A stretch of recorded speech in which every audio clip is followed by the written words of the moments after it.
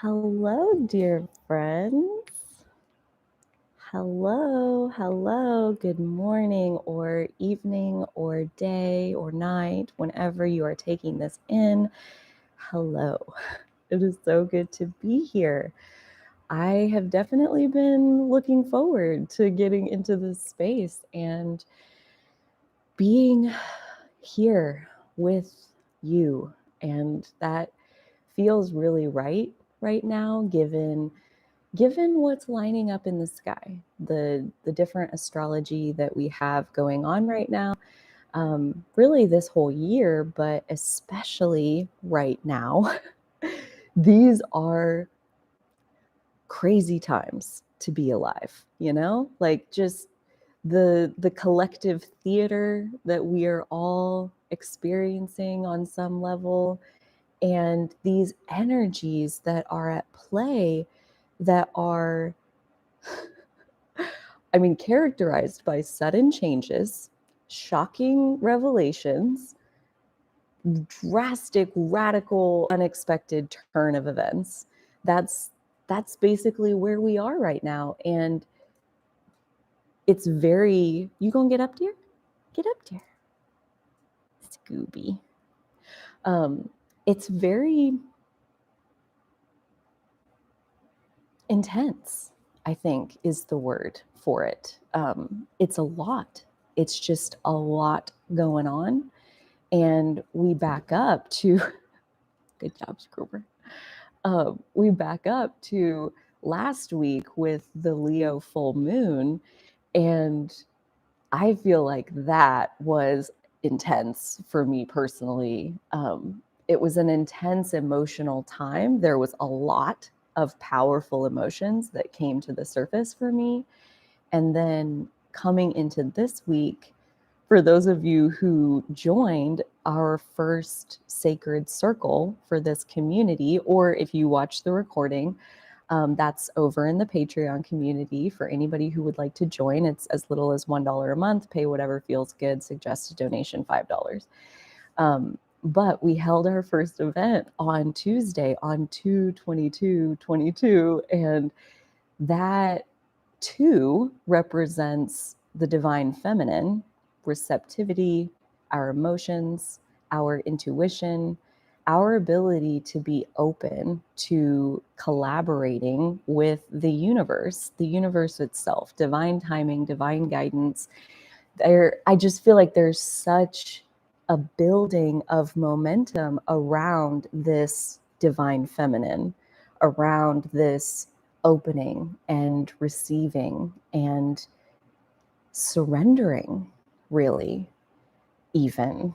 And that for me is like triggering a little bit, like right off the bat. Like there's like a very real core piece of me that exists in earth energy. Like I'm very earthy in my mix. I have a lot of different things going on, but like a really strong tie to the earth realm. So the idea of surrender has always felt just a tad bit foreign to me, which makes sense because my north node is in Pisces. So that's like where I'm leaning in this lifetime. So it's just interesting how, like, the more intense it gets, these energies and what we're witnessing, the more intense it gets, the easier it becomes to surrender. Like I did something this morning that I have literally never done. Maybe some of you have. I would love to hear your practices around this. But like all of a sudden, I was sitting there meditating, like kind of quieting. Not, I had something playing, but I was still like kind of emptying out my brain because, again, it's just intense. And this prayer just organically rose up out of me. I don't even think of myself as praying like on a basis of ever. And that's what I was doing. I was praying to Mother Earth, basically putting my faith in her. And it came out of something that I was listening to.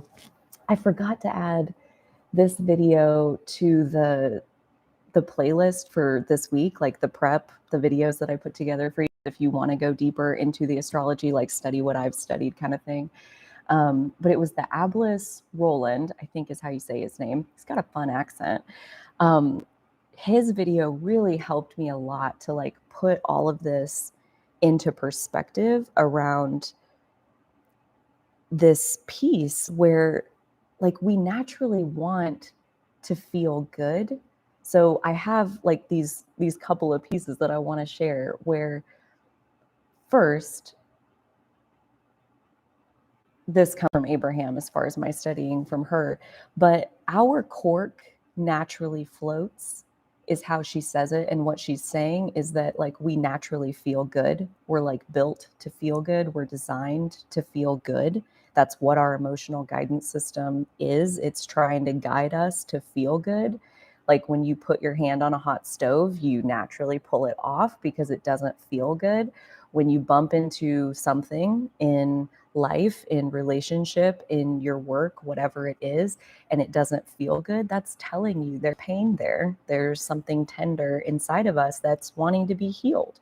And building, consciously building as much as we can, little by little, by baby step, some tools to help us when we bump into things that don't feel good, when it takes us into that negative emotion space. What is the tool and how do we get ourselves to feel better? How do we pivot back into something that feels better? And one of the ideas that I've like tried to install into my belief system over the last 6 years is what Abraham teaches about our cork naturally floats to the surface. So when we don't feel good, it's unnatural. It's like there's us with our thoughts holding our cork under the water. And when we let go of it, it naturally bobs back to the surface. And that is fascinating because like I said, I've tried to download that into my belief system, and I have that when I'm in a negative place. I definitely can remember that our cork will naturally float. So like if I can just kind of relax, it'll naturally help me feel better. And so I bring that up now though, because I'm telling you what, these emotional energies that are happening, like these couple weeks of energy, it is intense. Like if you feel like I just feel crazy right now, like you are not the only one. Like it's basically this energy soup that we are sitting in. It is intense and it's karmic. It's like the highest good of all is in the process of unfolding.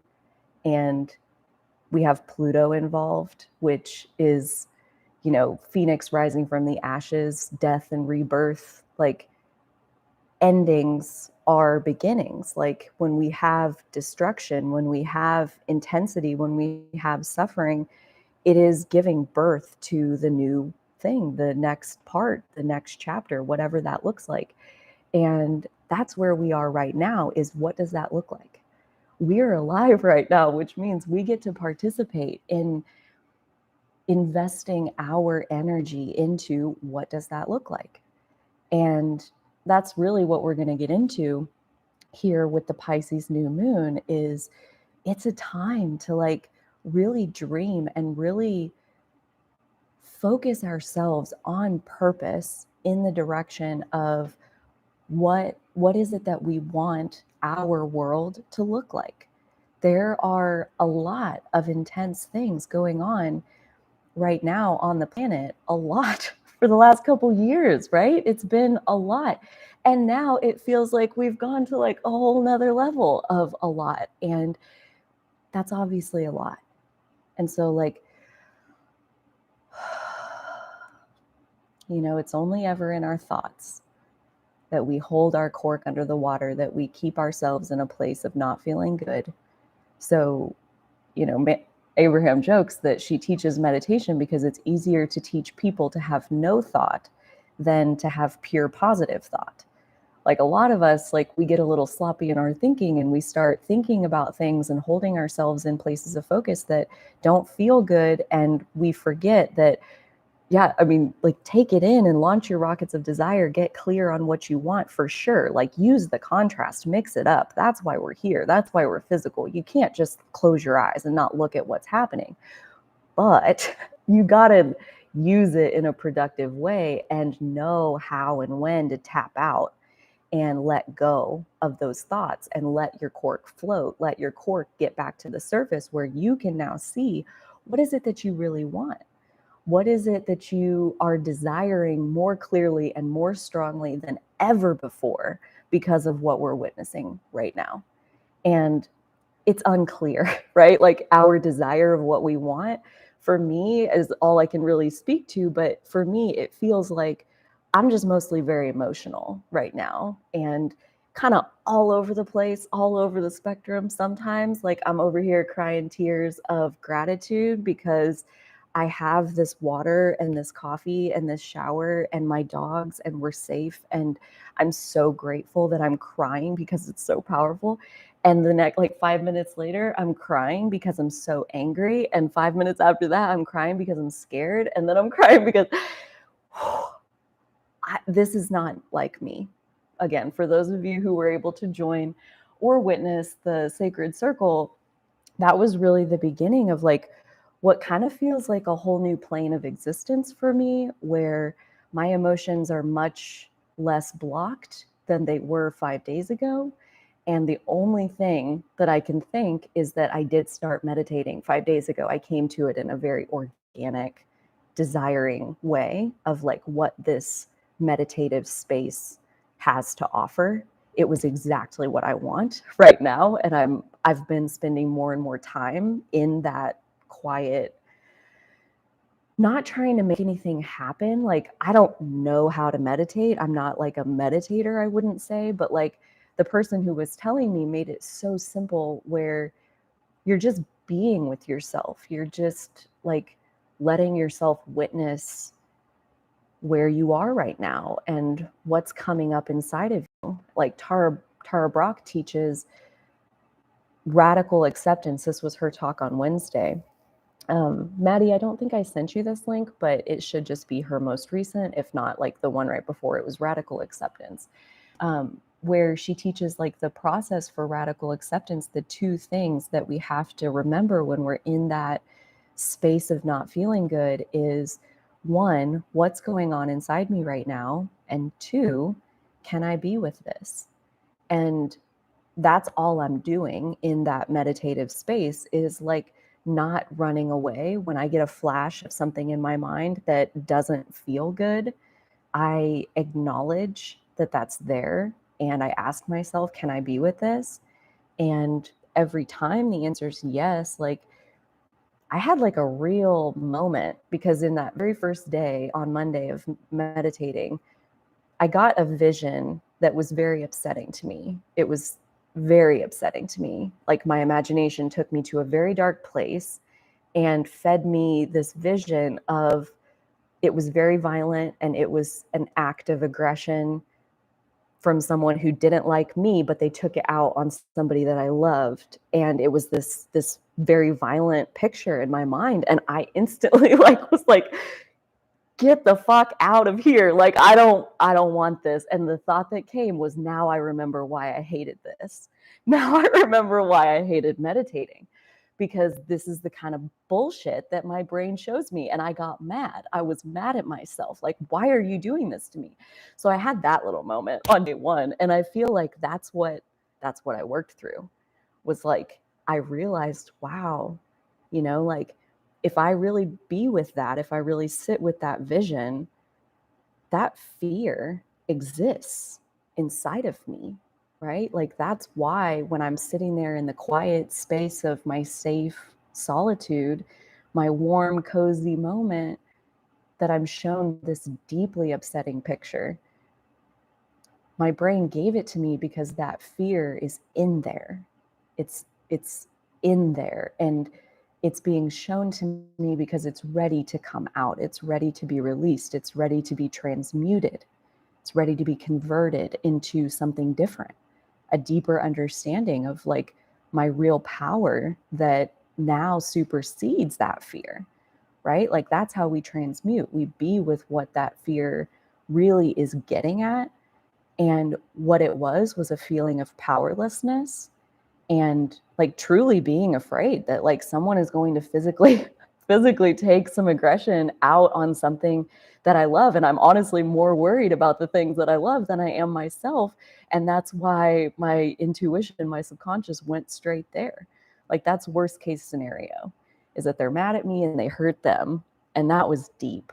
And as I bead with that, where I sank into in that like relaxing into it and around it was a deepening of my connection to my spiritual support, to my core belief that everything is always working out for the highest good of the entire collective and each of us individually. So I'm going to choose to trust. I'm going to choose to, I've chosen that over and over and over for 6 years. Like I used to not understand what faith meant. Like I didn't grow up in religion. I grew up more in like a scientific family, like a very practical family, entrepreneurial and like just goal oriented and achieving. Like that's what they did. And so that's what I did. And like we didn't really have time for religion or emotions or any of that kind of voodoo, like hippy dippy stuff. Like that just wasn't what it was. And so I feel like I came to this very organically. And for me, faith is choosing to release your worry into trusting something bigger. And that act is, for me, again, also how I would understand surrender, is like I'm surrendering my worry to this belief that everything is always working out, that like universal law is that well-being is dominant. Like the harmony of this universe and all the universes is that well-being is dominant, that the orbit of things and the evolution of things, the expansion of things, like it's meant to grow and evolve and be. And the darkness is so small compared to how big the well-being is when you zoom out to that universal level. And choosing to remember that and choosing to not get caught up in basically like the 3D world is unraveling, and it has been for a while. Like really COVID, like when Saturn conjoined Pluto at the beginning of 2020, I think it was January of 2020, and that was an activation that like the 3D world is going through a transformation, and it has to, like the first step of any healing, like when we think about it on our own individual level, like the first step of healing is feeling. The first step of healing is acknowledging what hurts and what is the wound and what needs attention, what needs our healing energy. And right now, I think in the 3D world, we're seeing that play out. We're seeing a demonstration of the deep wounding that exists. And it's real. That pain is real. And so if you're feeling overwhelmed by the emotions of that, I like these last 5 days, I'm now on, I think, right? Tuesday, Wednesday, Thursday, Friday. Nope, day 4. Day 4 of crying multiple times every single day. It just like comes over me in wave after wave after wave after wave of like that pain that wants to be healed, the pain, like Pluto's involved. When stuff comes to the surface, it's not to torture us. When I'm sitting in meditation and my subconscious shows me a deeply upsetting picture, that's not to torture me. That's because I'm ready to heal that. And the tension and the pain that is bubbling to the surface right now, it's ready to be healed. This is a time of that. This is like when we look at the Pisces New Moon, it takes place March 2nd, and the new moon is always when the sun is conjunct the moon. So they're both right at the same exact spot in the sky in Pisces, which is the sign where we merge back into the collective, where like we surrender our ego, we shed our sense of individuality, and we be as not ourselves, but like as this all, like we ourselves embody the all, which is to say, like we understand the interconnectedness of all creatures, all beings. This entire planet is alive with energy, and we are all connected. And that's why, like, those of us that are in that spot of like, we're in this interconnected place, there is some deep hurt happening in the world right now. And it's coming to a head because we are ready to transmute this. And like anything else, nothing changes on a global level. Everything happens on an individual level. So what does that mean? That means that you personally doing your healing work and your process to transmute whatever is bubbling to your surface personally, that is literally the best thing you can do for the world right now, is to move your own energy, to feel your own feelings, your own healing, your own what's bubbling to the surface, what's ready to be healed. Because what's lining up in the sky right now, yes, it's a big pivotal moment of change for the collective. And that's why we're seeing global events. The same dynamic, though, is playing out for each of us individually in our own world. And that's where I do want to get into like the chart for March 2nd, basically. And through YouTube's basic live stream, I can't share my screen, but I'm going to look at it. And if you want to pull the chart for March 2nd and see those transits to be able to follow along, I do encourage you to do that. So I'm going to look at this here. So March 2nd for noon Central Time is what I'm looking at. But this new moon is taking place at 12 degrees of Pisces, and that is conjunct by 2 degrees with Jupiter. So Jupiter is like right there. Jupiter tightly conjunct the sun, tightly conjunct the moon. Either one of those is hugely impactful to really amplify the sign that that's taking place in. So in this case, Pisces. Pisces, that interconnected spiritual understanding of the oneness of the all. And that the sun and moon being conjunct, the new moon in Pisces, is really like a time of this opening where the veil comes down and we are spiritually receptive to the vibration of the future. And that's a beautiful thing. There are pieces that are also happening at the time of the new moon, which are restricting some of our abilities to understand what's going on. So for example, Mercury is tightly conjunct Saturn, like they're both there at 19 degrees in Aquarius. And Mercury is our mind, our thoughts, and Saturn represents limitation, boundaries, the physical reality of, in the physical world, change and anything only happens one step at a time. And so there's like a really tight restriction on what's possible when you're just looking at Saturn. And when you put Mercury right next to Saturn like this, where they're both at 19 degrees, that's basically saying that in our mind, with our thoughts, there is great restriction. Mental capacities are like our ability to think our way out of this problem is basically being blocked, which I was listening to some of the other astrologers talk about it, and they're kind of like warning of, not getting sucked into that. And I personally see it as like this blessing where mental clarity is not there. Like that Saturn being right there with Mercury, it is basically preventing us from seeing any real solution because we're thinking so small. We're thinking in terms of Saturn-sized steps. And that's not the solution that's required here. Pisces is the solution that's required. The new moon in Pisces conjunct Jupiter has the answer.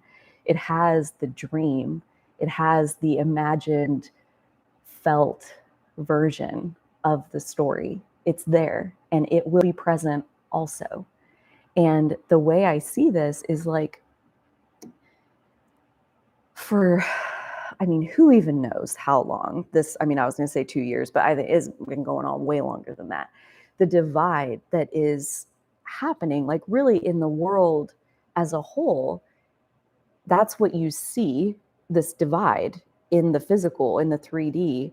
But when you back out to the 5D, or when you back out to say like an energetic perspective, there's nothing besides wholeness and unity and oneness. Like, even if you feel like you're on the opposite side of some fight with somebody else who believes differently than you, you're still one.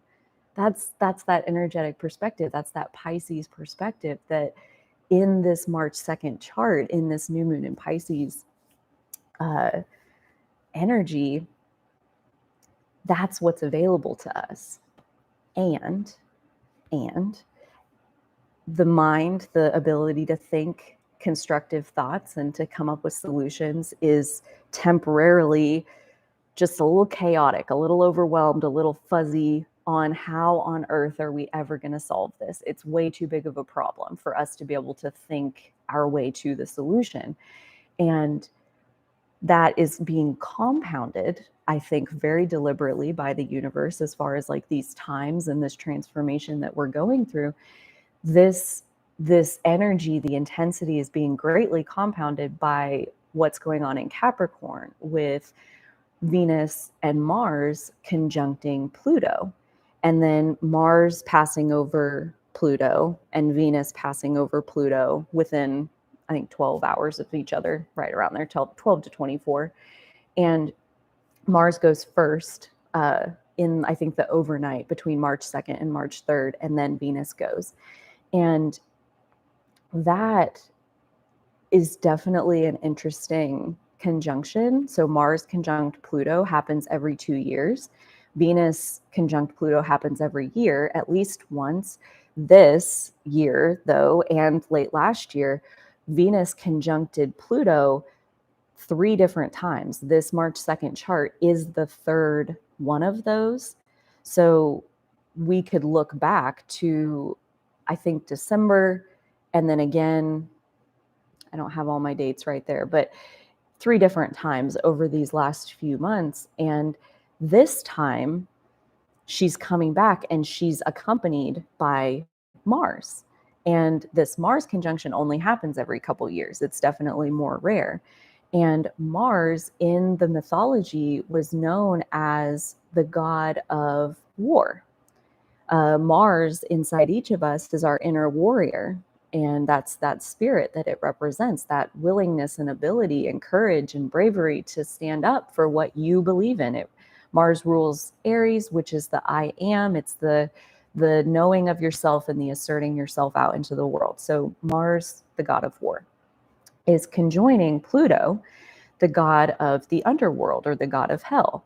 And when these two come together, conflict and tensions in the physical, especially when it's happening in an earth sign, like it has been for the last 14 years, however long Pluto's been in Capricorn, it definitely spikes the physical tension on the planet. And basically how, I've never tried to say his name out loud, Achut Abava, I think that's how you say his name. I think I did put that video on the prep playlist, but he has a whole video from yesterday morning talking about the god of war meeting the god of the underworld here in Capricorn, and how that's playing out then on that was his term, the collective theater that we're all witnessing. So he describes this as a discharge, like, of that pent up Plutonian and Martian aggression, like this intensity, this this energy from the underworld that is part of our collective shadow. That's what Pluto represents when we're talking about global events. For each of us individually, it represents our individual shadow and that transformation that we're trying to make. But for the global, for the collective, the collective consciousness has its own collective shadow. So when Mars transits over Pluto, that collective shadow, it's almost like an energetic volcano that is erupting just a little bit. And so that's what Mars conjunct Pluto predicts in the astrology, is that there will be an eruption of this pent up, aggressive Plutonian, deeply hurt and coming from a place of like, when we're in our Pluto, when we're in our shadow, when we're in our wounding, like we're not whole, we're reaching, we're desperate to find our wholeness. And we go to lengths that we sometimes regret or that cause destruction, especially, like I said, when we're talking about an earth sign. So it's easy to see what that translates to in the world, but this is also happening for each of us individually. So it's definitely something to be aware of. And that's where I feel like it's helpful to bring it back down to an individual level, to bring in Venus and like how this now third conjunction between Venus and Pluto, how I think that evolution story is unfolding. Because the first time she crosses Pluto in Capricorn, that's that very first event. And for me, that was definitely an opening. It was a bubbling to the surface of my own value system and how much energy I was giving to things that weren't my value system. Like looking back now, it's like, why was I doing that? Like, that's so crazy. I was giving so much of my energy over here, which took everything away from like the things that were most important to me. So it was kind of like an eye-opening revelation type moment of, what am I doing? Like, why does that make sense? It doesn't. Oh, okay. So then Venus goes retrograde and like comes back, and it actually, yeah, no. So that was, I guess, probably when it went retrograde, I believe was December 19th. So yeah, it was like December 24th, I think, the second time it made that exact conjunction. And that for me was, again, almost like a choice point of what matters, what's most important to you, what do you want? And I think for a lot of people, I know it did for me, it manifested in choosing how I wanted to spend the holidays. And was I going to participate because I'm responsible to this structure? Or am I going to carve out my own little space of like whatever feels organically natural for me to want to do right now? And that's what I opted for. And that was a very nice feeling. And so that was kind of new territory for me at that point, to opt out of the structure and my obligation and responsibility over here, to just like basically like take it off and like leave it there and like, no, thank you. And like go over and do my own thing and like follow my values and follow what's important to me in my own flow. And that felt really good. So that was just the beginning of Venus retrograde. Venus went all the way back to 11 degrees and then stationed direct to come back. By that time, Mars had like almost caught up with her, or I think had passed her, and then she caught up with him there at like 14, 15 degrees Capricorn. And now they've been traveling together. So March 2nd at the new moon in Pisces, which to me just like blows my mind, of like all these exact conjunctions. Mercury is exactly on Saturn. Venus and Mars exactly on Pluto. The sun and the moon exactly almost 2 degrees away with Jupiter. Like that's all the personal planets touching outer planets. And when we have that, when we have a conjunction of an outer planet and an inner planet, like a personal planet, that's like a turning point for the collective, because it's a coming together of who we were and who we are now. And it's a choice point of like, what do you really want?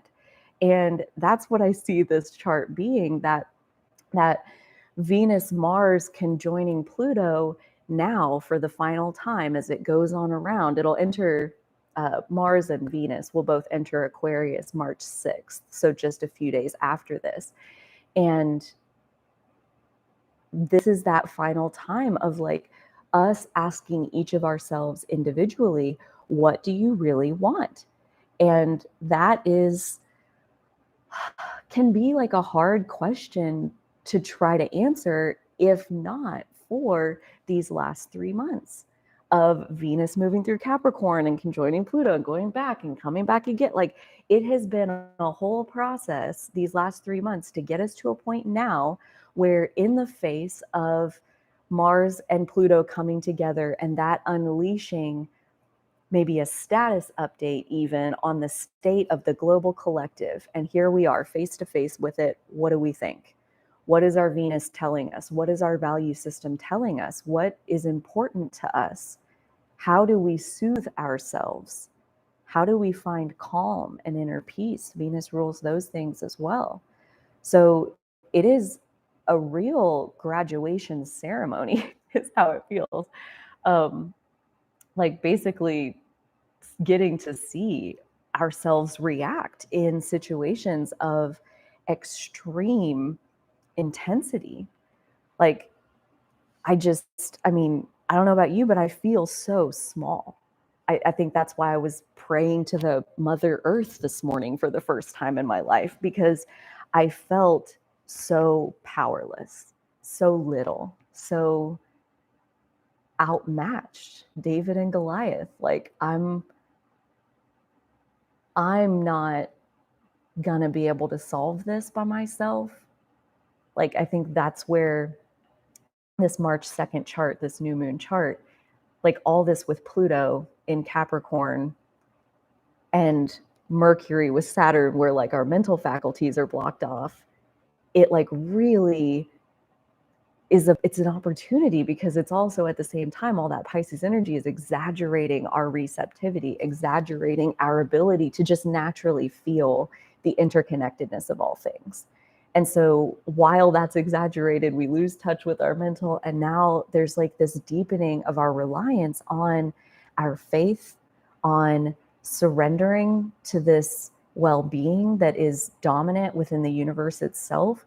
Like, basically, as I was praying to Mother Earth, she showed me natural disasters that could stop anything in its tracks. And she told me, in the right moment, there will be healing. This doesn't last forever. I was listening to one of my songs this morning that basically says, like, summer gets a turn after every winter. Like, this is temporary. This is the phase that we're in right now. And it can be tempting to want to look at what is. And like I said, like, you can't just close your eyes and like not know, I don't think, what's going on in the world. But to be in relationship with it in a way that still keeps us each empowered.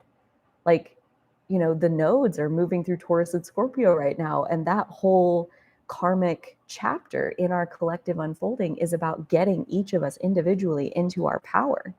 And this, like, turning up the heat in the kitchen kind of thing, it's a choice point of like, what do you want?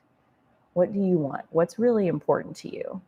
And you know what? Like, healing and love and mutual respect, all of these things are more dominantly, clearly important to me than they ever have been.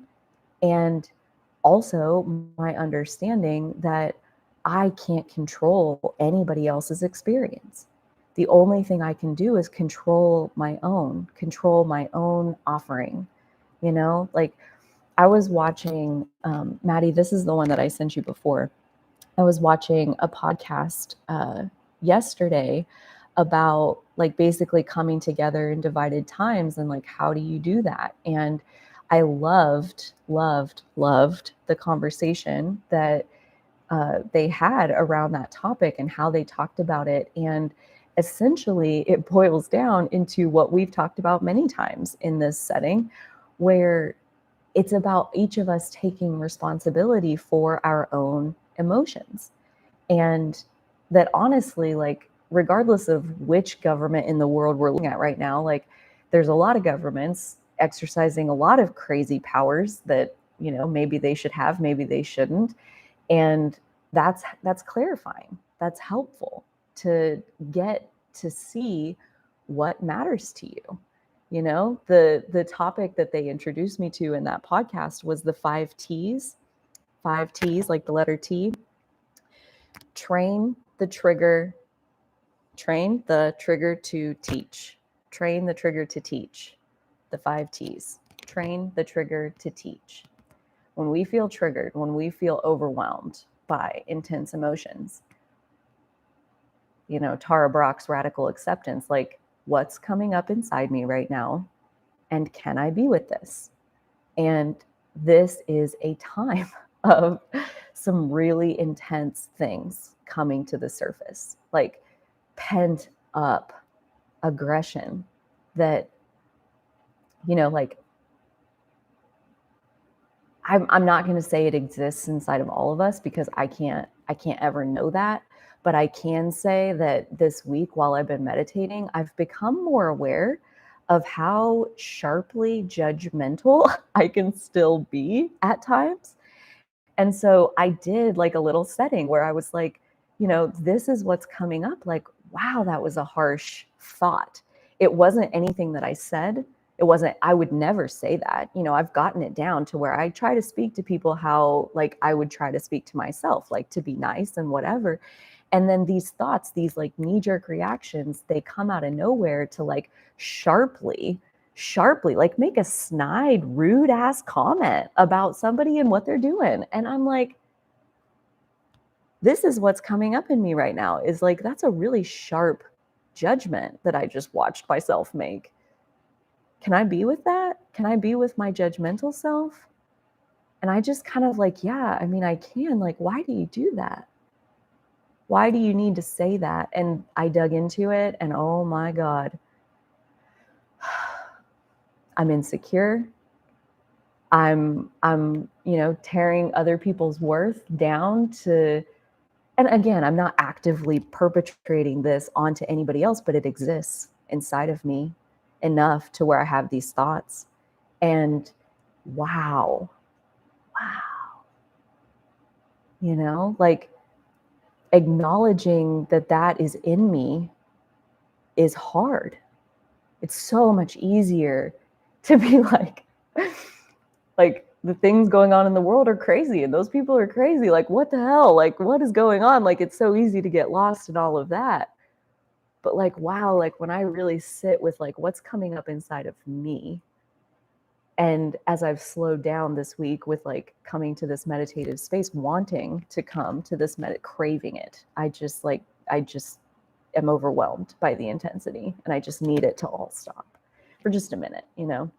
And so to calm myself down like that multiple times a day, it's amazing how just in 5 days, like my mental is so much slower to where I can witness that judgment, where I can like, the thing is, like, when I think that about somebody else, I take the emotional hit of it. I like almost poison myself with the judgment of another person, even though I'm over here patting myself on the back because I didn't say anything to them. You know, like, it was just like a whole nother level of realizing, like, wow, like shadow work, like it gets deeper and deeper and deeper, to the extent that we're able to be with ourselves. And that's something that I realized, like, I numb a lot. I keep myself very preoccupied a lot. And at this point, though, I'm in all of this crazy energy that we're having right now, and it's too much. It's too much. Like, my spirit is naturally reaching for that quiet, empty place inside of me because it's just too much. And that's really like how suffering works, you know? The like, suffering is obviously painful and it sucks, and I wouldn't wish it on anybody, except that, I mean, that's, if you listen to people tell their spiritual awakening story, like, so often it comes through as a dark night of the soul. It comes through as like massive suffering, that like you're miserable and hopeless and powerless, and that's how you wake up. You know, that's how you find the light, is that it gets dark enough that you find it. And yeah, that's how mine happened. And even now, I mean, my emotional awareness, my ability to be aware of my emotions, like I have gotten insanely good at it. I mean, is how I want to say it, because like I've built that. And yet this week, as I step into this place of like being with myself and being what comes up, like the story about the picture that it showed me on day one, and I got mad at myself because how dare you show me something like that? Why would you do that? I don't want to see that. And I pushed it back away. That was my instant reaction. And like, then I'm being with that version of myself that would push it away, and I'm like having this moment with them. And for me, that's almost like, this is my Mars, the one that wants to push it back down to like just charge through and charge ahead, and then this one's my Venus that like wants to be like, but no, why can't we be with that?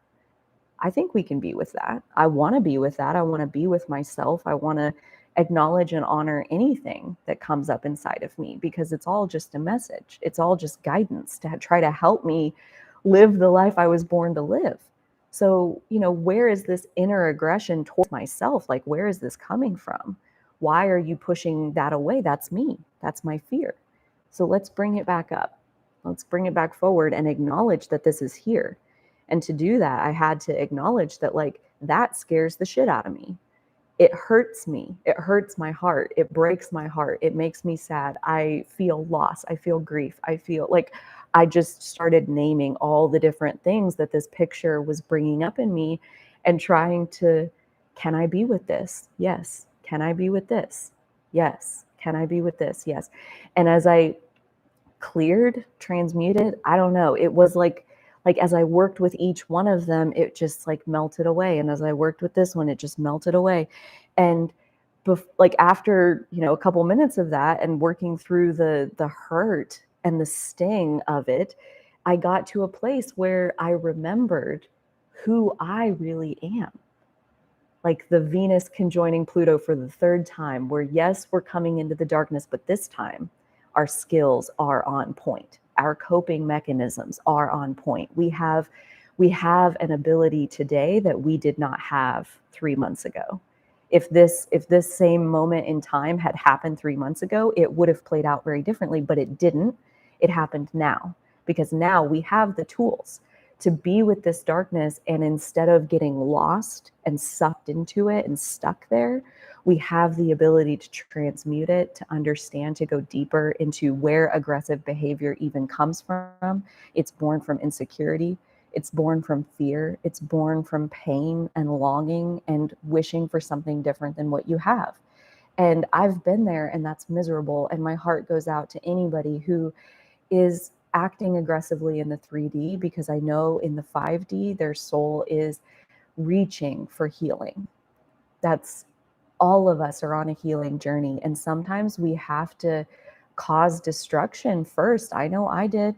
I know I caused inner destruction to myself. I harmed myself. I like caused destruction in relationships. Like that behavior, that energy, it bubbled to my surface for a long time before I had the skills to deal with it. And now we as a collective, like we've evolved into a place where we have skills to deal with darkness, to be with pain and suffering in a new way, to not run away from it, to not close our eyes and get mad that, I want that. I don't, that, like, why isn't somebody fixing this? But to really be with ourselves and be with what it brings up inside of us, and to work with our own healing journey in a way that like nothing happens at the collective level. The collective is simply a bunch of individuals. And when we are talking about collective healing or quantum healing, we're talking about more and more and more individuals choosing for themselves personally more and more and more healing for themselves personally. So that's where I am. I see that you guys have been in the comments, and I'm gonna kind of pause here. That's as much astrology as I have. And I'm going to look in the comments and see if there's anything else that I want to address. I'm also kind of keeping this a little bit shorter just because I do have another live stream tomorrow on shadow work, which you are all invited to.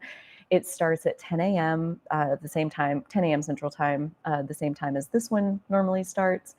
And in that one, we will be specifically talking about shadow work. And I, excuse me, I just talked for 50 minutes straight. That's crazy.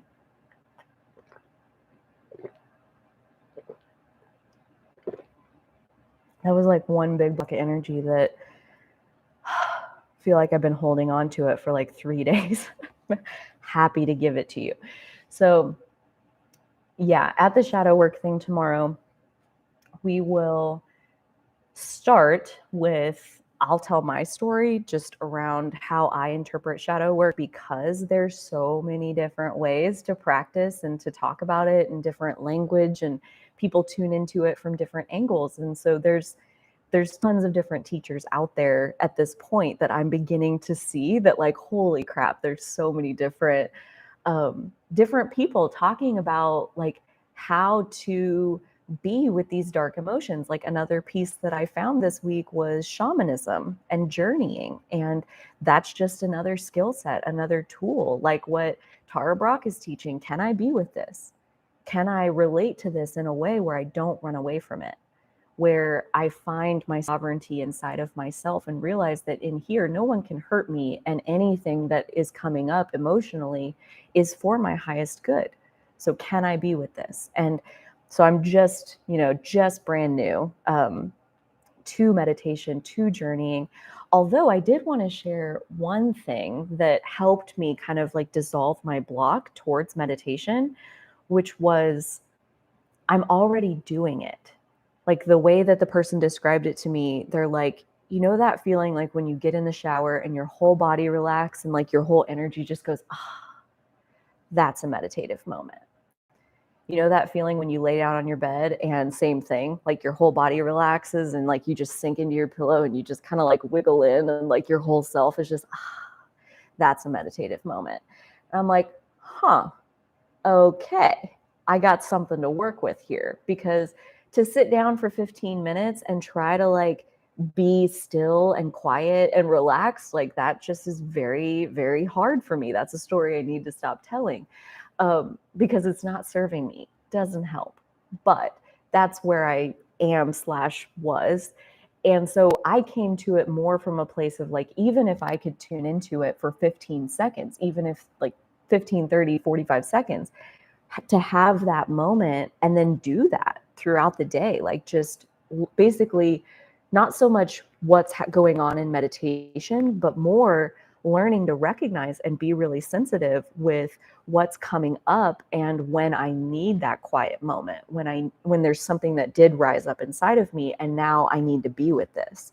I need to let it reveal itself to me, see the different layers of it, and be there for myself as this thing is rising up. And it's so fascinating how literally multiple times a day at this point, there's like these waves of emotion that not only are they rising up, but they are like rising up and straight out of my eyeballs as tears.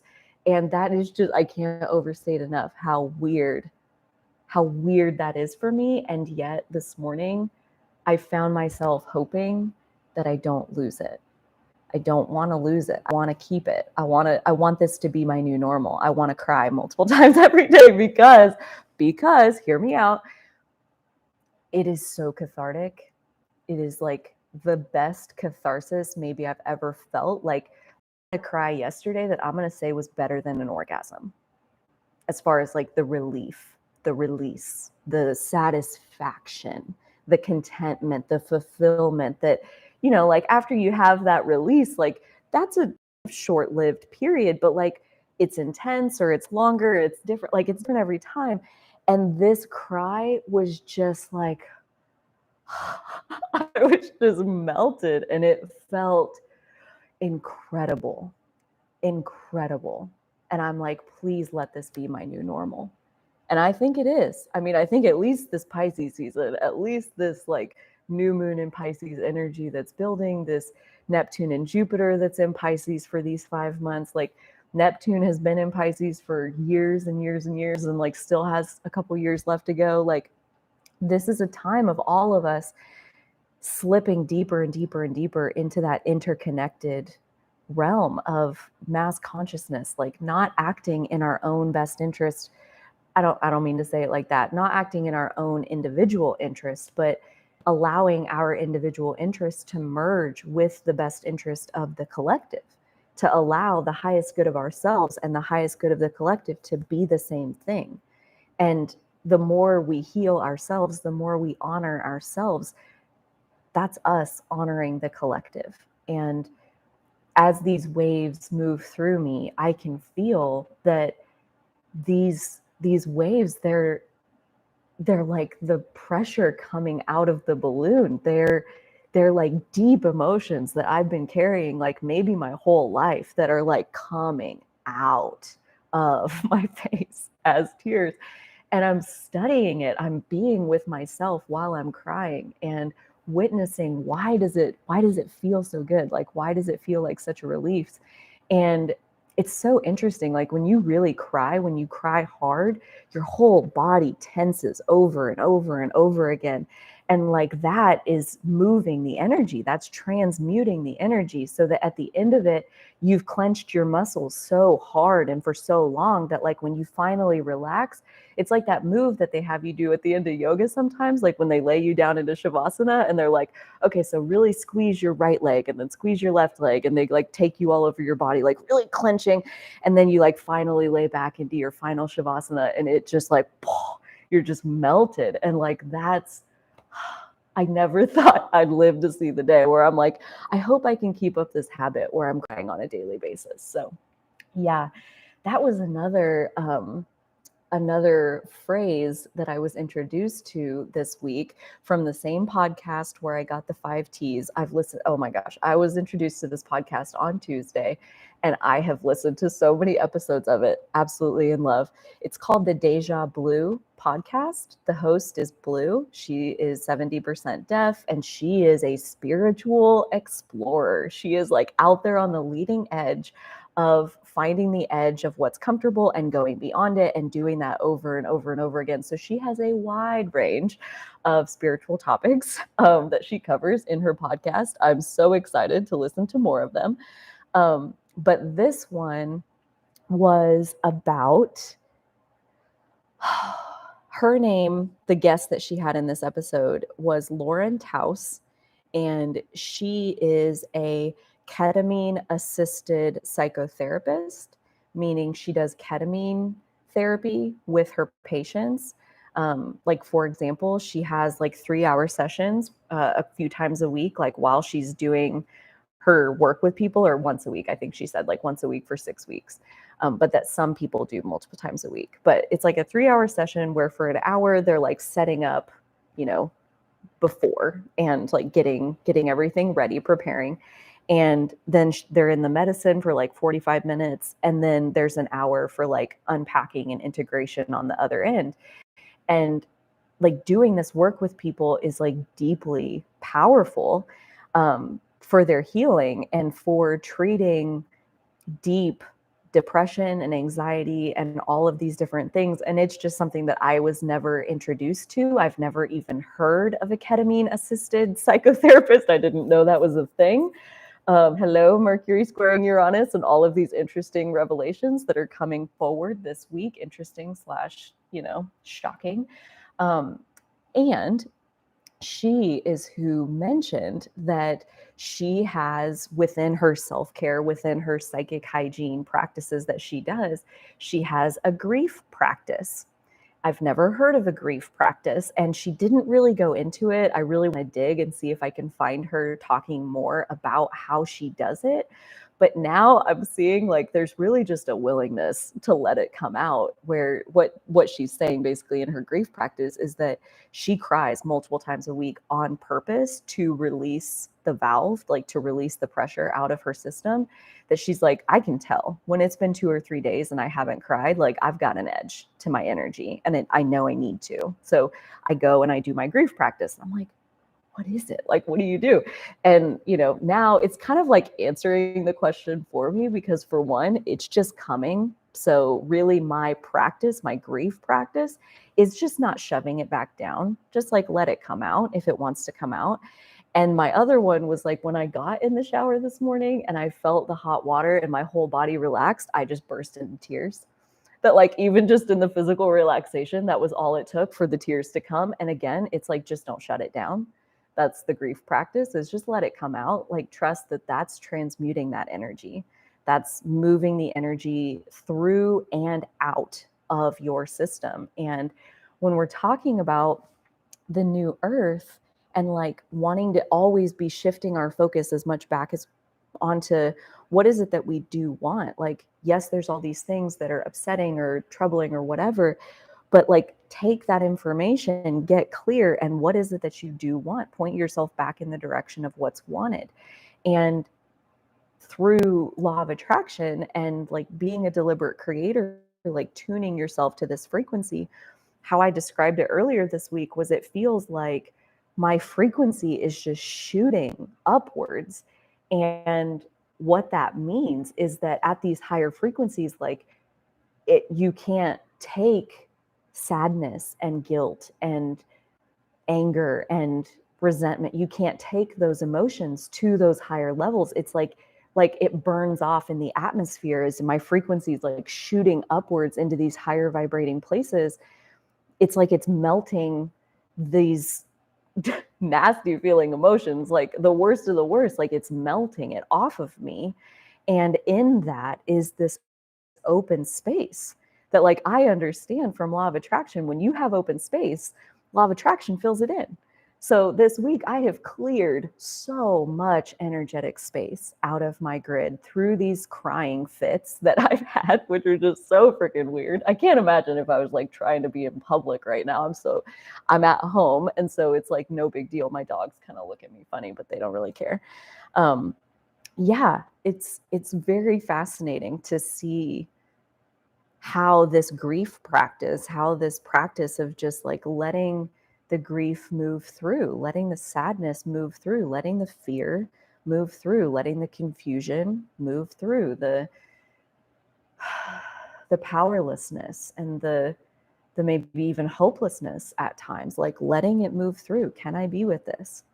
Can I let myself see what's behind this? And every single time, it's just that I care. I care so much. I want so badly for there to be love and peace and harmony. I want that so much. It makes me angry when I don't see that, when I see something different from that. So, that processing, that trigger, train the trigger to teach, it's informing us that there is healing work that's ready to happen. And the more we just let it come, there's really not anything specific that we have to do other than don't shut it down. Let it move. So yeah. Okay, I'm going all the way. Well, let's just start at the bottom and see if I can pick out anything. You guys talk to each other in the chat, which I absolutely love. But then it makes it like all blend together as far as, as far as like trying to pick out what to add to. But I do see this one from RH Simple Moments. Hello. My ego is being activated a lot. Yeah. Like, I feel like that's what we're building towards with like this Mars Venus conjuncting Pluto, is like we're getting to see our ego rise up. That Mars conjunct Pluto, like there's so much in our unconscious. And I feel like our ego is a lot of time driven by our unconscious. It's a lot the same thing. Like when we're operating unconsciously is kind of the same thing as to say like we're operating from our ego. And it's not a bad thing. Like I've also seen some people talking about like shedding the ego. And even I said a minute ago, like in Pisces, we shed our ego and we merge with the collective, and that's a beautiful thing. But Notice we only do that in Pisces, and in every other one of the signs, we have an ego because we're supposed to, because that's how we have our own identity. That's how we have diversity. That's how we have variety that gives birth to the contrast that triggers us enough to launch a rocket of desire for something better. So yeah, the ego, as it comes up, like it carries with it it's like basically the package of healing that we're volunteering to work on in this lifetime. Like when we get defensive, when we get mad at someone else, when we're blaming someone else, when we feel the pressure to solve a problem, like all of that is our ego, talking, being the most loud voice in your head. And it's like Mars and Venus being together, Venus kind of being at that party too. It's like we also have this other awareness that's like aware really dominantly of what is our biggest intention, what is our true value system. Like when we think about our entire being, what is our value system? And our soul is really who's giving birth to most of that. So it's like we have our ego, more Mars, and our soul's values, Venus, both together with Pluto, who's serving up whatever deep dark shit you've had kept in your basement for however long. And we're getting to see that deep dark shit from both our ego mind and our deeper awareness, our bigger, broader, grander awareness. And we have the power to choose. All of this massive Pisces energy is just accentuating that our soul is capable of guiding us. Our intuition, our heart is capable of opening to the collective, to the interconnectedness of all things, to unconditional love for all beings and the whole planet. We can open to that, but it's a choice. And everybody's going to make a different choice, obviously. Obviously, everybody's got their own free will. And that's part of it. That's part of this karma that's playing out on the planet right now. Like if you look at that chart for March 2nd, Venus, Mars, and Pluto up in Capricorn are trining the North Node in Taurus. And they're also sextiling then the South Node in Scorpio. So those are favorable connections. Those are harmonious connections. So the nodes of fate, the lunar nodes of fate, are harmoniously connected with the god of war meeting the god of the underworld, while our soul's value system rides shotgun. We get to take all of this in from this perspective of what matters most.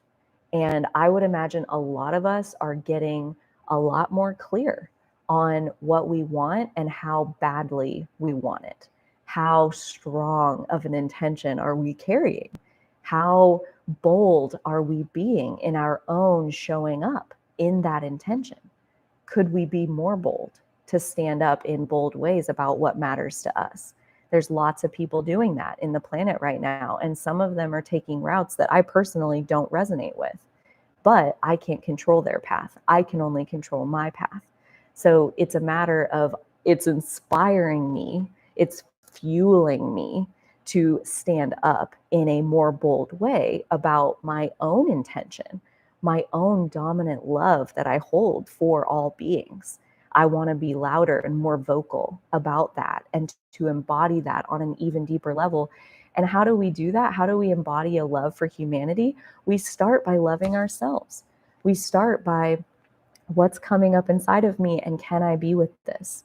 Can I be with myself while I'm in my own suffering?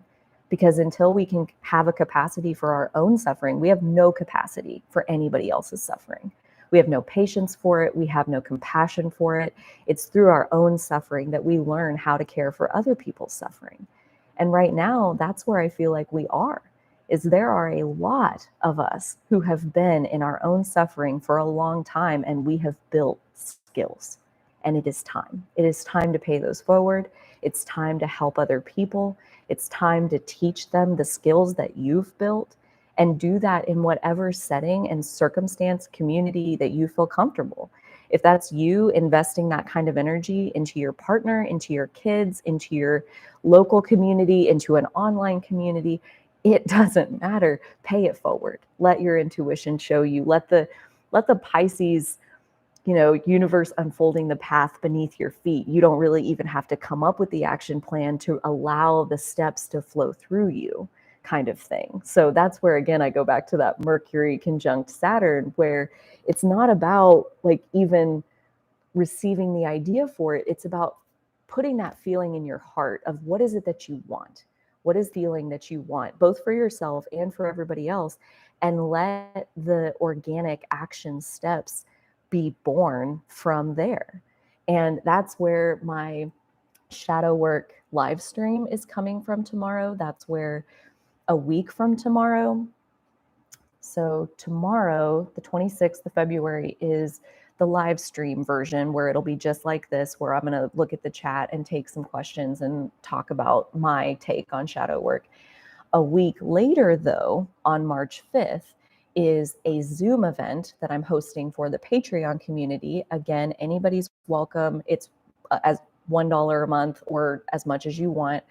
And we'll have Zoom events through that community page where I just saw 11 on the thing. Love that. But that's going to be a Zoom one specifically around shadow work, where we're going to take that same kind of format of our sacred circle, where it is ultimately just aiming to be a safe place for our emotions and our processing and reaching for finding that clarity that helps us become who we were supposed to be, who we chose to come forward so that we could live this life. Like, that's the version of myself that I'm reaching for in these Zoom events. That's how we are supporting each other. And the Zoom event especially, I'm super excited for, because it allows for actual vocal conversations between myself and one other person at a time. So it's also, I mean, you don't have to speak. You can just totally be a fly on the wall through the whole thing. You can keep your camera off. You can stay muted. You can totally just participate by observing. Or if you have something in your life that feels big and you're wanting help to maybe see it from a different angle, or trying to wiggle loose even one more piece of clarity around something that you're going through in your life, nothing is off limits. Everything is fair game in that space, in that sacred circle. We don't shy away from dark, hard things, and we can't heal if we shy away from the dark, hard things. In order to heal, we have to feel. And in that sacred circle space, that's really my goal, is to hold that feeling space, to allow these waves of emotion to move through so that we can clear and transmute maybe the harder frequencies, so that we open up our space and we're ready to receive higher frequencies that match who we've become today. So it's a process. Shadow work is a process of transmutation. And it's something that, it's not like, oh, you do shadow work for a couple years and now you've healed all your shit and you're good to go for the rest of your life. Like, no, it's more like I'm teaching a process of being with yourself on a daily basis for the rest of your life. As things come up, here's a set of tools to be able to try to help yourself be with that emotion. There's a lot of different practices that go into shadow work. So the Zoom and the live stream, we're not going to have like a specific agenda. It's going to be kind of whatever comes up, whatever you guys bring with you.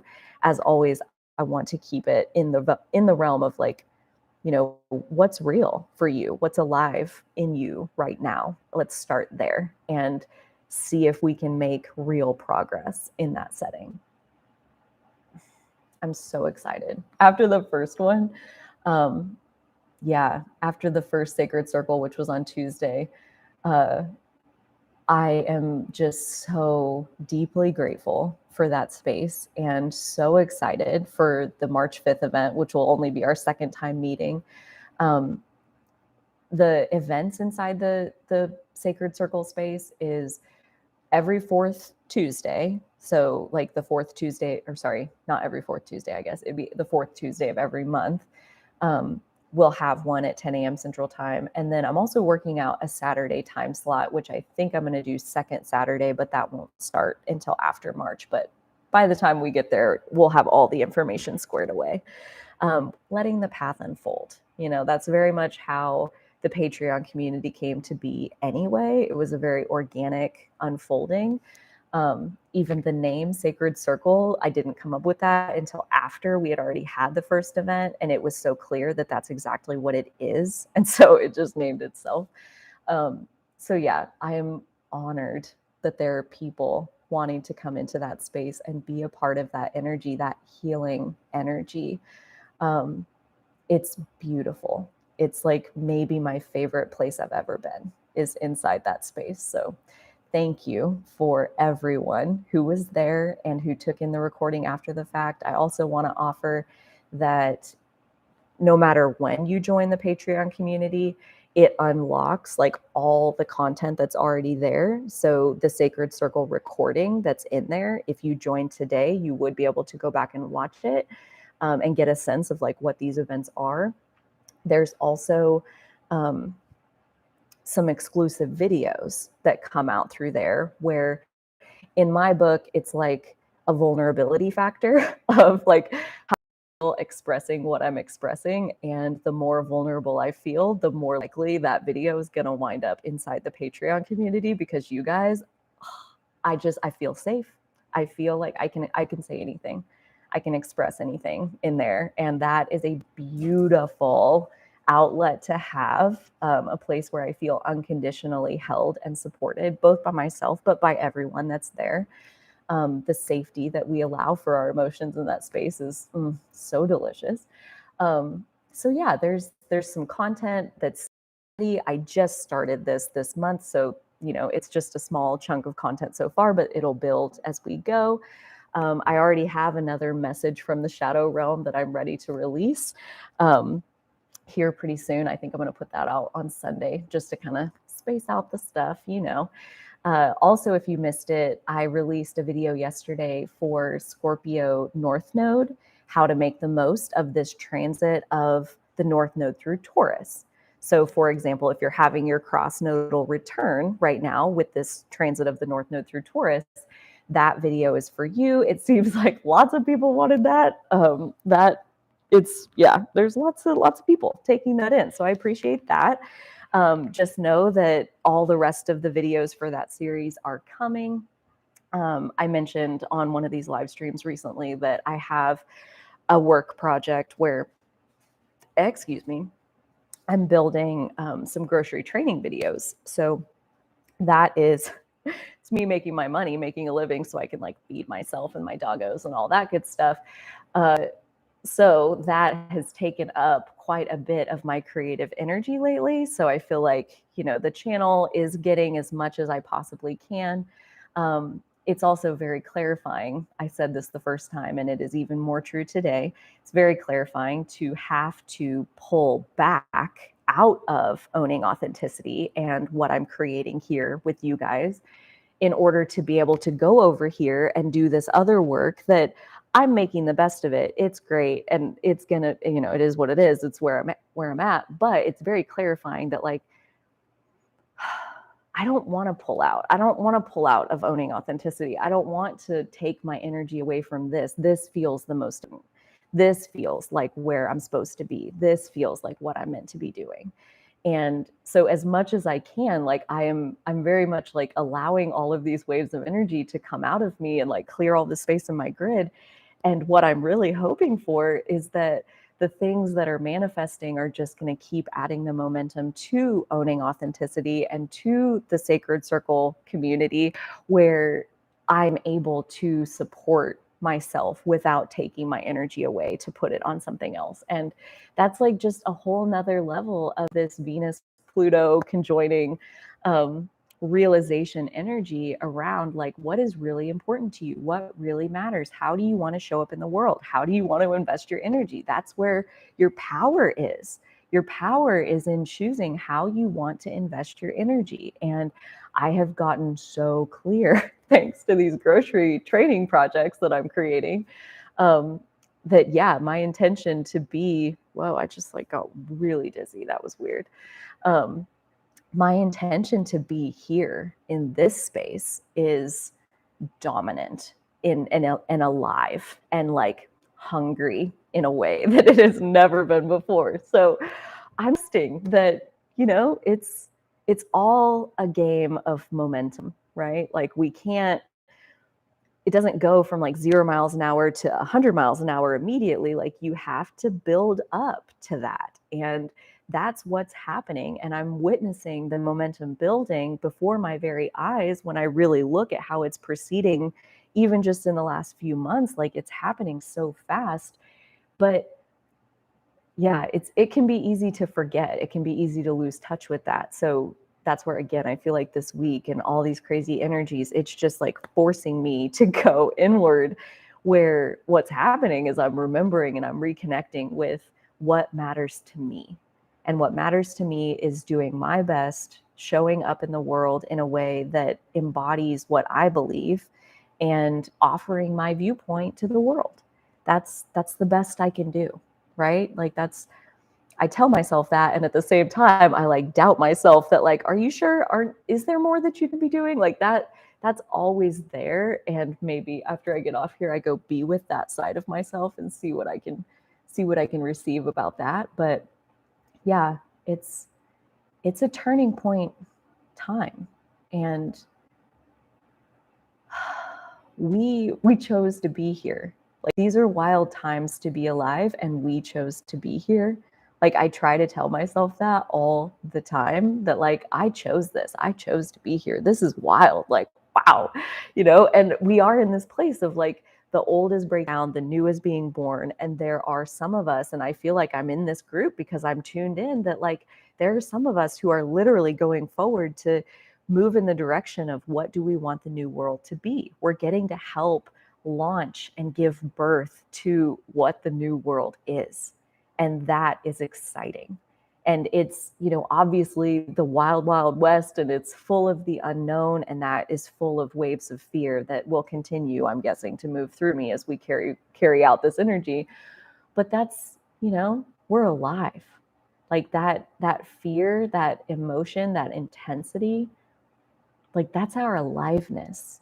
And there's part of me that this week has just relaxed and softened into being in my own aliveness, even when I'm bawling my eyes out. I'm in my head thinking like, gosh, I'm so glad I'm alive. And I'm just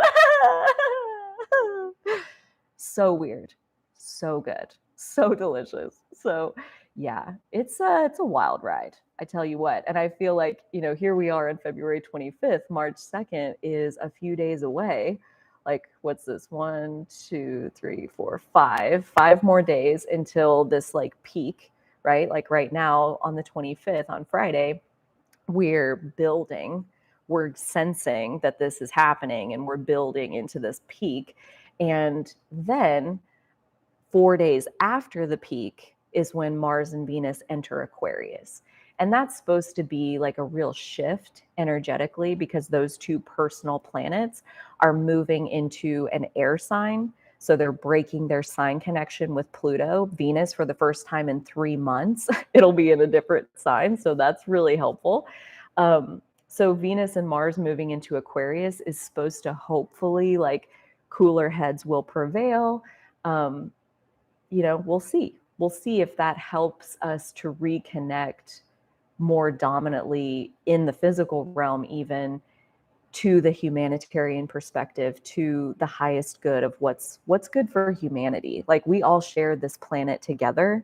Like, the more we destroy each other, the more we destroy ourselves. And like, that just doesn't even make any sense. So like from the Aquarius standpoint, I could definitely see on March 6th, when Venus and Mars move into Aquarius, that I could definitely see that being a shift, and a very welcomed shift at that point. Not to say that that would be the end of everything, because the US Pluto return only came exact a few days ago, and that is set to play out for the next 2 years. The evolution and the changes from the US Pluto return, Pluto coming back to where it was when the US was born, or when we signed the Declaration of Independence, that is bringing through, like kind of like we said, like a status update of the collective consciousness and the ripple effects that happen from what happens as it exacts. which was a few days ago, what happens from that will take 2 years to play out until Pluto is going to enter Aquarius in 2024, pretty sure. So yeah, we're not out of the woods. There's still a lot that's set to unfold in the physical realms and inside of each of our own individual worlds. But what's happened in these last few months is that we have upgraded our ability to deal with all of this and to be with this in a new, more productive way that still allows all of these things that we're witnessing to fuel what it is that we really want. Like I've mentioned Sacred Rage and Divine Disgust a couple of times on my channel, and I have felt both of those this week multiple times. So either one doesn't really matter. They both work just about the same. It's like when you feel that level of discomfort, that level of intense emotion where you feel rage, not anger, rage, like just seething and contemptful and just like fuming. When you feel that discomfort, how I understand it, is basically launching this rocket of what do you want? What is the solution? What is the opposite end of this feeling stick, right? Like when we're in that place of rage, we're in a place of recognizing something that is not the way we want it to be in a big way. So when we experience the what we don't want end of the stick and we feel sacred rage, it is giving birth to the other end of the stick. And how is it that you want to feel? And the love and the harmony and the peace and the bliss and all of that is just as intense as the negative end. When you launched the rocket, when you felt the rage, the bliss on the other end is just as intense. I call that sizzling bliss. What you get out of sacred rage is sizzling bliss, where your body is just like electrified with how good life is. And that's a really nice place to be. And you only get there if you go through sacred rage. If you give birth to this intensely bad feeling, that's the creation of the intensely good feeling. In that exact moment, the intensely good feeling is being created. And at any moment, we can choose to shift our focus over to there. And that's like all I've been able to do this week is just let those really intensely negative emotions, like let it move through and trust that this is the birth of the new. This is clearing the space. This is that Scorpio purge that we talked about in the North Node through Taurus, South Node through Scorpio video. South Node through Scorpio calls for a deep emotional purge where we face our worst fears, our darkest nightmares. They come to the surface so that we can transmute them and release them. That's what South Node in Scorpio predicts for since January 2022 through July of 2023. And at this point, I feel like I understand on a more personal level for myself what that actually means, what it looks like. And it looks like this. It looks like lots of intense, not good feeling emotions are bubbling to the surface so that they can be released. And at that point, you've released that energy, you've opened up space inside your grid. And what are you going to fill it with? You're going to fill it with what you truly desire, how you do want to show up in the world. What do you want your example to be? What do you want your influence to be?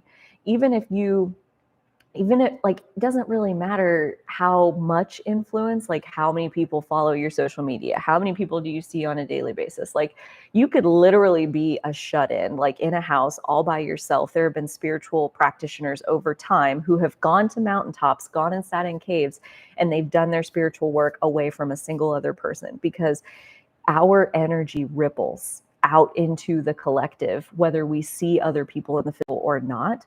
And that's where, like, coming back inward to what is coming up inside of me, and can I be with this? Can I have compassion for my own suffering? That's where compassion for the global suffering begins. That's where our capacity to be with it long enough to work together on it, to actually find a solution, not just shut it down and pretend like it didn't happen and sweep stuff under the rug and like, oh yeah, we'll just put that to the side and like, now we'll move forward.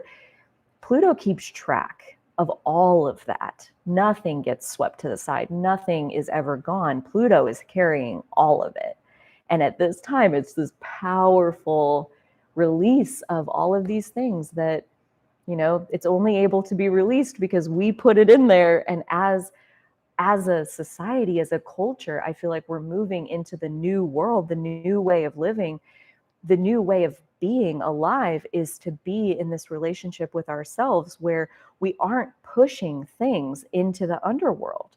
We have skills now to be able to be with ourselves such that we aren't feeding the underworld, to where when these cycles come through, the aggression that's released, we're able to witness it internally, like what I was describing, where I see how I'm still can be very judgmental inside my brain, or like snap back with a snide comment or whatever, like even just in my thoughts, like I can see where that little bit of defensiveness and aggressiveness still exists inside of me. It's not very big, but I can recognize that I have it. And so I've been transmuting it. So big or small, like these emotions, they exist.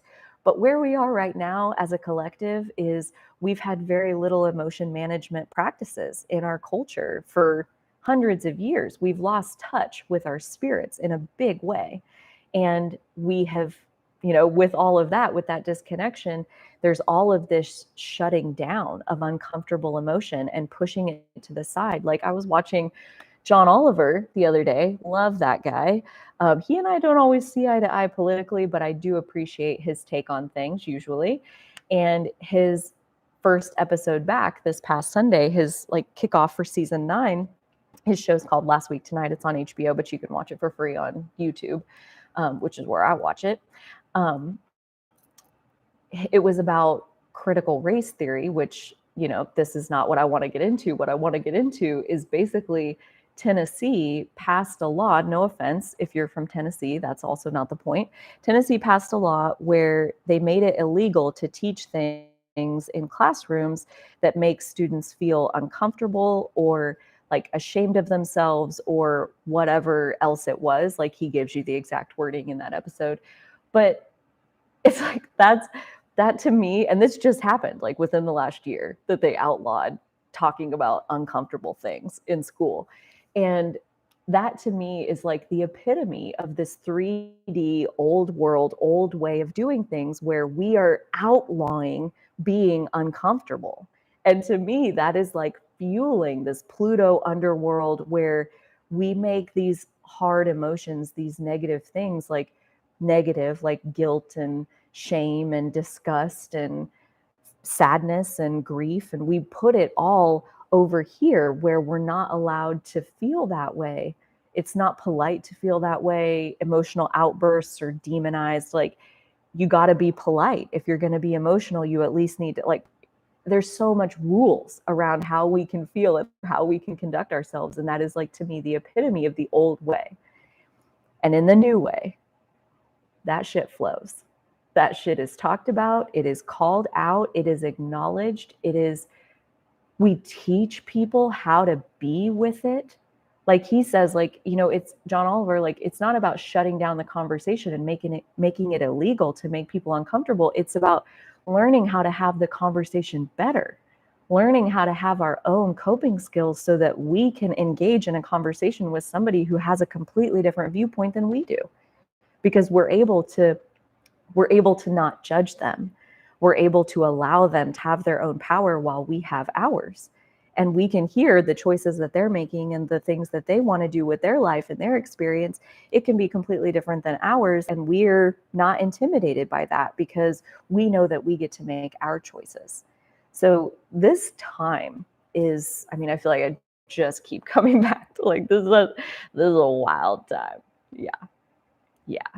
This purge of the South Node through Scorpio, it's like, yeah, all of these pieces coming to the surface, where I believe it only happens like that when we are ready to face it, when we are ready to acknowledge that this is the way we feel.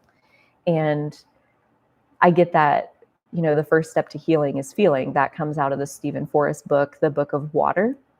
That's a really great series if you're at all interested in like going deeper into evolutionary astrology. That's the set of 4 books that I work with primarily. I get asked sometimes, like, if I can recommend astrology books. I'm not really a book kind of guy per se. Even the ones I do have, I have on Audible because I like to listen to things. I'm an auditory learner, so I don't usually buy books because I don't like to read. So there's that. But these books, the Book of Earth, the Book of Water, the Book of Air, and the Book of Fire, Stephen Forrest takes each sign that is in that element. So, like, for example, the Book of Water, he goes through Cancer, Scorpio, and Pisces. He also goes through, in the Cancer chapter, the 4th house, in the Scorpio chapter, the 8th house, in the Pisces chapter, the 12th house. And then he goes through, Cancer is ruled by the moon. So he goes all through the moon and that symbolism. Scorpio was anciently ruled by Mars and is currently ruled by Pluto. So he goes through both of those. And then Pisces was anciently ruled by Jupiter and is modernly ruled by Neptune. So he goes through both of those. So that's just an example of, for the Book of Water, that's the first few chapters. And then he also has chapters in there where he does like, so the moon, for example, rules Cancer. So there's a chapter for the moon in all 12 signs. So he has like 3 or 4 minutes where he talks about moon in Aries, moon in Taurus, moon in Gemini, goes through all 12 of them. And then he also has a chapter for the moon in the 12 houses, because he is very specific that house and sign is not interchangeable. They're different things. We are our signs and we do our houses. I'm still working on internalizing all of that, but that's how he talks about it. And so he speaks separately about what is the 8th house, for example, compared to what is Scorpio. They're 2 different things. So like if you had a Leo moon, for example, in the 8th house, what does that look like? So like his book is so helpful for like putting all of those pieces together. And that's, so that's just the Book of Water. So like each of the elements, the Book of Earth contains the 3 earth signs and goes all in depth. So that's my primary resource as far as like my evolutionary perspective on astrology. And then he doesn't go into the nodes in those books. He only talks about the signs and the ruling planets of those signs. So he doesn't go into the nodes. So another book that I recommend as often as I get the chance is Astrology for the Soul by Jan Spiller. And that one specifically goes into the lunar nodes and all up into karmic astrology and reincarnation and who we were in past lives and who we're trying to become this lifetime. So delicious. Such a good book. That's the book that I'm using for the series that I'm doing on the channel, where I look at each of the north nodes individually and talk about how they can each make the most of this north node transit through Taurus. So yeah, those are the books that I have really relied on as I've, just begun studying about 18 months ago. Thank you, Maddie, for putting the links for both sets of books. Again, RH Simple Moment says, wow, I always tend to feel the intensity days before the actual date. So yeah, very intense. Exactly. Like where we are right now, as far as how I feel, like it's already at a very intense level, and we are 5 days from the peak. So like Achutababa, I need to practice saying his name because he says it so fast. I'm like, can you put a video where you say it really slow? But anyway, so he says like, unfortunately, it's most likely going to get worse before it gets better. As far as like, again, both on a global collective theater and inside of us internally. So if you're recognizing your own intensity or your own frustration levels maxed out, or you're having waves of uncontrollable crying like some of us, it's just like, I mean, that's why I was looking at how aligned it is to do this shadow work live stream tomorrow, because the collective shadow at this point is pulsating. And I think we're all a little bit more in our shadow right now than we normally are, maybe a lot more in our shadow right now. And so it's just a very timely discussion to do that live stream tomorrow, to do the the shadow work Zoom the following Saturday. So yeah, I've got several videos on my channel around shadow work already, so feel free to check those out if you're brand new. Especially the live stream tomorrow, I am starting at a very beginner basic level for anybody who is brand new to shadow work and just stepping into this realm. As well as I think it just gives a foundation for when we do get to the March 5th event, the Zoom event, how I talk to people and how I ask questions and how I explore through what they offer.